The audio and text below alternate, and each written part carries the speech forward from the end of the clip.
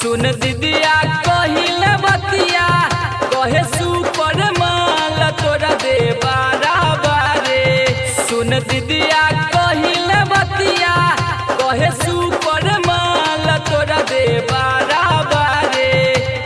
तोरे दे बारे सुतला में काटली हले गाल तोरा दे बारे।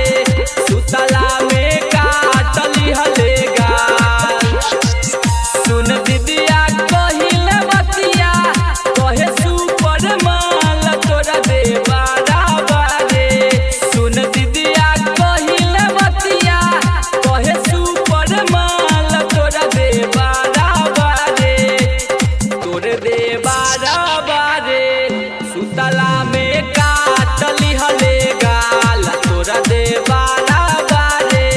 सुतला में काटली हले गाल।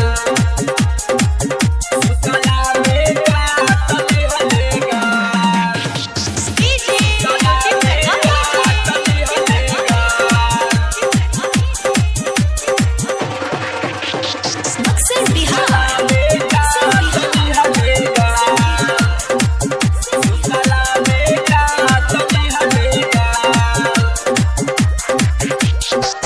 जहिया से आईनी तब से पड़ल बाबे पीछा कहे कि सुनए साली पूरा कर इच्छा।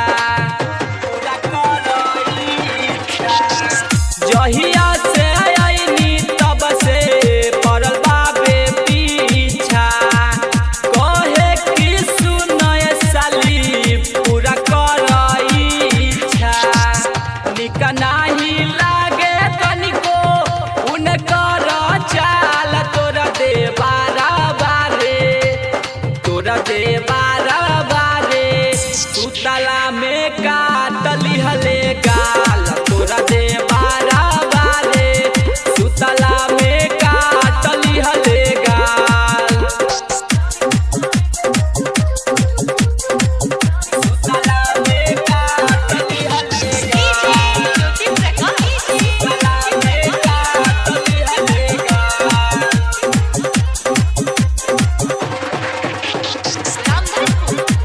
सुतला में काटली हले गाल।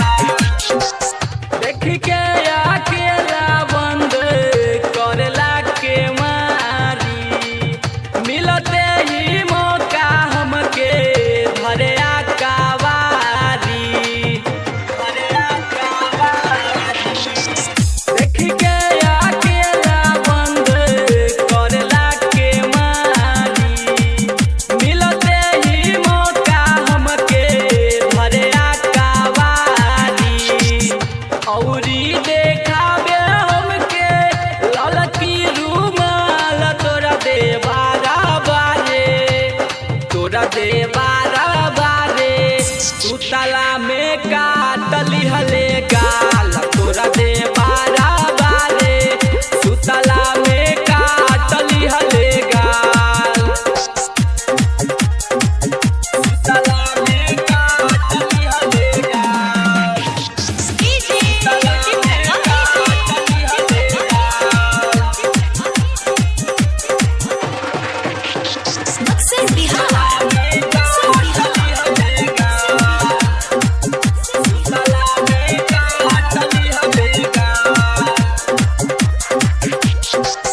धैले बासन हतौता विनय बिहारी के घरवा में घुस जाला परदा के फारी के।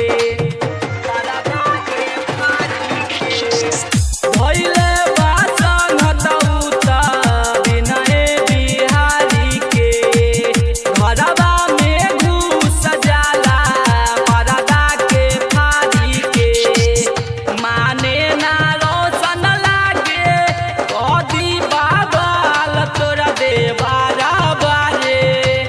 तोरा दे बारे सुतला में काटली हले गाल तोरा दे बारे।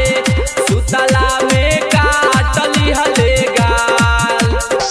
सुन दीदिया कहिले बतिया